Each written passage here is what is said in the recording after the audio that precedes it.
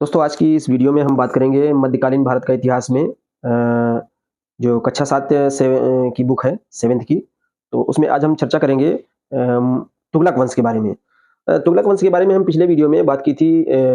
सबसे पहला जो शासक था गयासुद्दीन तुगलक, जो तुगलक वंश के संस्थापक थे और 1320 ईस्वी में इन्होंने तुगलक वंश की स्थापना की और 1320 से लेके पूरा तुगलक वंश 1412 ईस्वी तक, यानी कि लगभग 92 वर्षों तक शासनकाल रहता है तुगलक वंश का। इसमें 3 प्रमुख शासक होते हैं। पहला होता है गयासुद्दीन तुगलक और दूसरा होता है मोहम्मद बिन तुगलक और तीसरा होते हैं फिरोज शाह तुगलक। मोहम्मद बिन तुगलक बहुत ही फेमस और बहुत ही योग्य व्यक्ति रहते हैं और इन्होंने बहुत सारे ऐसे प्रयोग किए जिसके नेगेटिव इफेक्ट निकल के आए, लेकिन पब्लिक में जो मैसेज गया वो भी एक नेगेटिव गया, क्योंकि जो भी कारण रहे हों, इन्होंने अपनी योजनाओं को विस्तारित रूप से ना तो लागू करने में और ना ही उनको किसी भी तरह इम्प्लीमेंट करने में कोई ना कोई तो कमियां रही होंगी, जिस वजह से असफलता का सामना करना पड़ा। चाहे वो प्रशासनिक लेवल पर रहा हो। निर्णय तो इनका बहुत अच्छा था, लेकिन उसके परिणाम नेगेटिव आए। वो लागू या क्रियान्वयन जो हुआ, क्रियान्वयन होने में प्रॉब्लम आई। तो आइए हम आगे बात करते हैं। इनका जो मोहम्मद बिन तुगलक का समय में ही विद्रोह की एक लंबी फहरिस्त शुरू हो जाती है, क्योंकि एक केंद्रीय शासन प्रणाली थी और केंद्रीय शासन प्रणाली में ऐसा होता था कि सुल्तान ही सब कुछ होता था और जब एक ही आदमी सब कुछ होता है तो वो कितना संभाल सकता है, ये बहुत बड़ी बात थी। तो जितना ये संभाल सकते थे उतना संभाल सके, जो नहीं संभाल पाया वहां वहां विद्रोह हुए। तो इनके समय में दक्षिण में इन्होंने जैसे एक प्रयोग किया था कि दक्षिण में इन्होंने देवगिरी या दौलताबाद को राजधानी बनाया और फिर जब दौलताबाद राजधानी बना ली तो फिर दिल्ली इनको वापस लाए। तो इस तरह इनको लगा, और चूंकि केंद्रीय शासन प्रणाली थी तो सुल्तान के अंडर में सब कुछ होता था और इन्होंने एक राज्यों में या इक्ता में जिस तरह की ऐबक के समय में या इल्तुतमिश के समय में व्यवस्थाएं थी, वो व्यवस्थाएं इन्होंने नहीं रखी। तो एक सेंट्रलाइज्ड गवर्नमेंट चलाई और सेंट्रलाइज्ड गवर्नमेंट में पावर सुल्तान के पास पूरी रहती थी। तो इसके परिणाम जो हुए वो बाद में नेगेटिव निकले। दुष्परिणाम क्या हुए कि जगह-जगह विद्रोह हो गए और लास्ट में एक विद्रोह मोहम्मद बिन तुगलक दबाते थे, दूसरा विद्रोह शुरू हो जाता है। तो सुदूर दक्षिण में बहमनी साम्राज्य, यानी 2 राज्य स्थापित होते हैं, स्वतंत्र राज्यों की स्थापना होती है इन विद्रोहों के परिणामस्वरूप ही। एक बहमनी राज्य और दूसरा था विजयनगर। विजयनगर और बहमनी राज्य 2 राज्यों की स्थापना होती है। इसके बाद आइए हम बात करते हैं फिरोज शाह तुगलक। इनके जो चचेरे भाई थे फिरोज शाह तुगलक, वो गद्दी पर बैठते हैं 1351 ईस्वी में। 1351 ईस्वी में ये विद्रोहों को जब दमन कर रहे थे तो उसी समय इनकी डेथ हो जाती है मोहम्मद बिन तुगलक की, और इनके चचेरे भाई सुल्तान बनते हैं। तो 1351 ईस्वी से 1388 ईस्वी के बीच इनका शासनकाल रहता है और लगभग इनके मोहम्मद बिन तुगलक से जो मोहम्मद बिन तुगलक का शासनकाल था वो लगभग 26 वर्ष का था और फिरोज शाह तुगलक का शासन लगभग 37 वर्ष तक रहा। तो एक लंबा शासनकाल रहा। तो इनके सामने चुनौतियाँ क्या थी? कोई भी सुल्तान जब बनता था तो उसको साम्राज्य कैसा मिलता था? इनको जो साम्राज्य मिला था, फिरोज शाह तुगलक को जो साम्राज्य मिला था उस समय, मोहम्मद बिन तुगलक के द्वारा जो दिया गया साम्राज्य था, वो एक केंद्रीय शक्ति के रूप में एक साम्राज्य मिला था, जिसका सुल्तान ही सब कुछ होता था, वही राजा होता था, वही न्याय करता था और वही सेना की अगुवाई करता था। तो इस तरह का जब इनको साम्राज्य मिला तो इन्होंने सबसे बड़ी पहली चुनौती इनके सामने थी कि जो विद्रोह मोहम्मद बिन तुगलक के समय हो रहे थे, उनको कैसे दबाया जाए, कैसे खत्म किया जाए। तो इसकी वजह से इन्होंने अपने शासनकाल में क्या किया कि कोई नया सैनिक अभियान नहीं किया, यानी जो राज्य मोहम्मद बिन तुगलक के समय में स्वतंत्र हो गए थे, उनको या स्वतंत्र सत्ता स्थापित कर ली थी, उनको तो शामिल कर लिया है तो ठीक है, नहीं किया था तो उनको भी शामिल करने में इनको बड़ी कठिनाई हुई। दूसरी चीज़ ये, इन्होंने नया साम्राज्य विस्तार नहीं किया, वही साम्राज्य था मोहम्मद बिन तुगलक के उत्तराधिकार में जो इनको मिला हुआ था। तो उसी साम्राज्य को इन्होंने स्थापित करने के लिए पूरा सैनिक अभियान किया और प्रयास किया कि वो साम्राज्य इनका बना रहे। तो पहली चुनौती एक ये थी कि इन्होंने साम्राज्य विस्तार को ना अपनाकर जो साम्राज्य बचा हुआ था, उत्तराधिकार में मिला हुआ था, उसको एकीकृत कर किए रहे, ये इनके लिए सबसे बड़ी चुनौती थी। अब इसके लिए इन्होंने किया क्या? इसके लिए इन्होंने सेना को, धार्मिक गुरुओं, सरदारों को, उलेमा वर्ग, वही धार्मिक गुरु जो होते हैं उलेमा वर्ग, इन सब लोगों को एकजुट किया और एक तरह से वैचारिक विमर्श के तैयार करने के बाद इन्होंने उन सबका सहयोग लेकर इस तरह एक शासन की केंद्रीय भूमिका को थोड़ा-सा मजबूत किया और विद्रोहों का दमन किया। इसके बाद इनका शासनकाल एक और चीज़ के लिए बहुत ही प्रसिद्ध रहा, जो पूरे तुगलक काल में फेमस रही, वो थी जन कल्याणकारी योजनाएँ।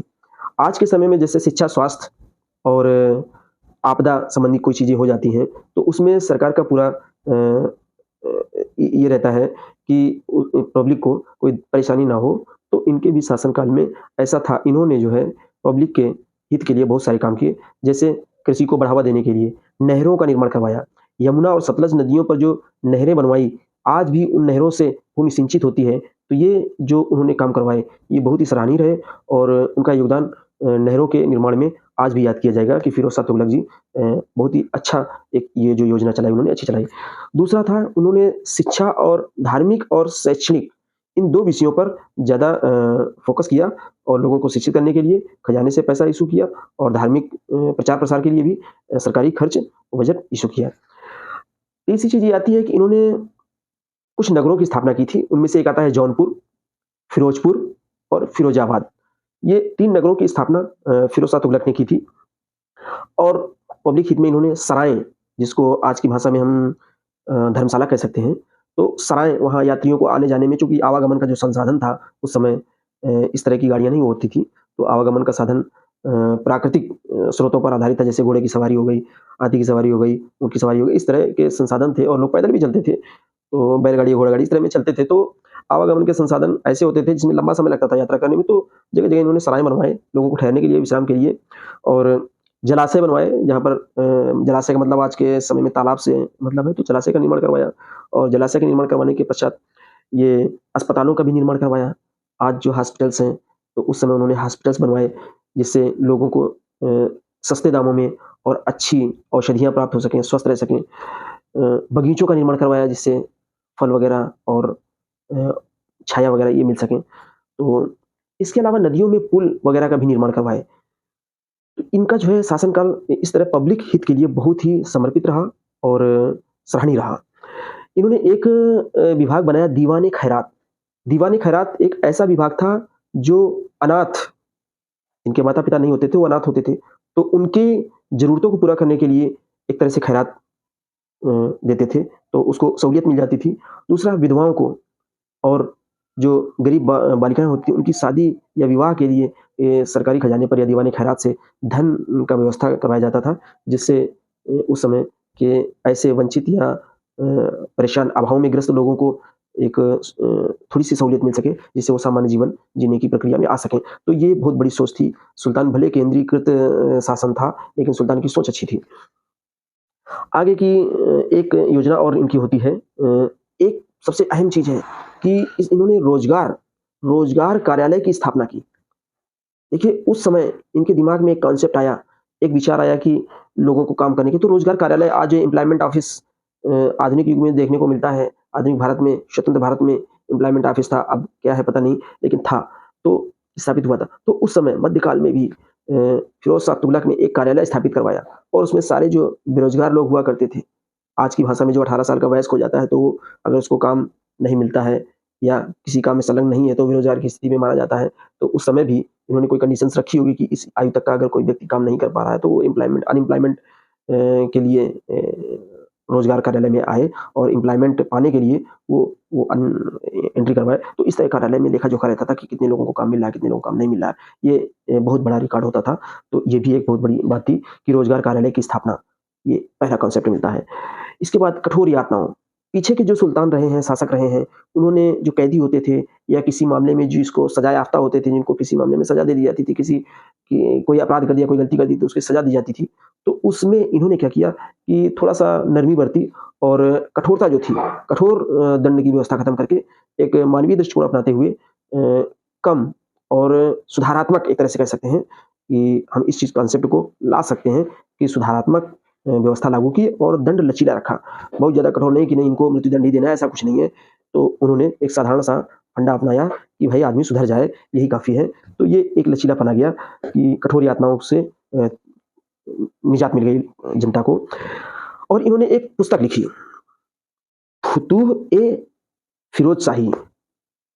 तो फुतूह-ए-फिरोज़शाही इन्होंने फुतूहात-ए-फिरोज़शाही, फुतूहात-ए-फिरोज़शाही में इन्होंने अपनी आत्मकथा में लिखा। आत्मकथा के बारे में, यानी अपने बारे में पूरी अपनी बायोग्राफ़ी, ऑटोबायोग्राफ़ी जिसे कहते हैं आत्मकथा, तो वो उन्होंने लिखी। और इस तरह ये तुगलक वंश का शासन, जो इनका 37 वर्ष का शासनकाल रहा, वो समाप्त होता है और हमने इस वीडियो के माध्यम से और इस चैनल के माध्यम से हम लोगों ने तुगलक वंश के बारे में जाना। तुगलक वंश की स्थापना किसने की? गयासुद्दीन तुगलक। तुगलक वंश गयासुद्दीन तुगलक की मृत्यु के बाद दिल्ली का सुल्तान कौन बना? मोहम्मद बिन तुगलक। और मोहम्मद बिन तुगलक के बाद कौन आया? फिरोज शाह तुगलक। इस तरह ये चलते हैं। और लास्ट का इनका जो अंतिम शासक होता है, पतन होने जा रहा होता है एक तरह से। यहीं से अंतिम शासक जो था 1394 ईस्वी में बना, और 1394 ईस्वी से और 1412 ईस्वी, यानी कि 1388 ईस्वी में जब फिरोज शाह तुगलक का शासन खत्म होता है, उसी के ठीक 1394 के बीच, यानी कि 1388 ईस्वी से 1394 ईस्वी के बीच एक गैप रहता है। ये जो 6 साल का गैप है, इस गैप में बहुत छोटे-छोटे राज-रजवाड़े उठे और विद्रोह हुए, जिसको दबाना बड़ा मुश्किल हो गया, क्योंकि कोई ऐसा मजबूत सुल्तान नहीं आया। फिर नासिरुद्दीन महमूद आए, किन परिस्थितियों में आए, कैसे शासक बने, बहुत कमज़ोर शासक रहे ये। और उसके बाद इस मोहम्मद बिन तुगलक का एक लंबे, जो लगभग 92 वर्षों तक शासन स्थापित रहा तुगलक वंश का, वो एक सेंचुरी नहीं मार पाया और लगभग शासन खत्म हो जाता है। फिर इसके बाद अगले के चैप्टर में हम लोग बात करेंगे इनके शासन की। अगली इकाई में सल्तनत का विघटन। अब हम इसकी सल्तनत के विघटन, यानी दिल्ली सल्तनत का लगभग समापन की ओर जा रहा होता है और दिल्ली सल्तनत खत्म होने जा रही होती है। तो इसके बारे में हमें अब अगली वीडियो में हम बात करेंगे कि सामाजिक स्थिति क्या रही, विघटन के क्या कारण रहे। इन सब बातों को अगली वीडियो में हम चर्चा करेंगे। तो हमारे इस चैनल से जो जानकारी, एकेडमिक लेवल की जो जानकारी हम दे रहे हैं, उसके लिए आप हमारी वीडियो को सब्सक्राइब करें और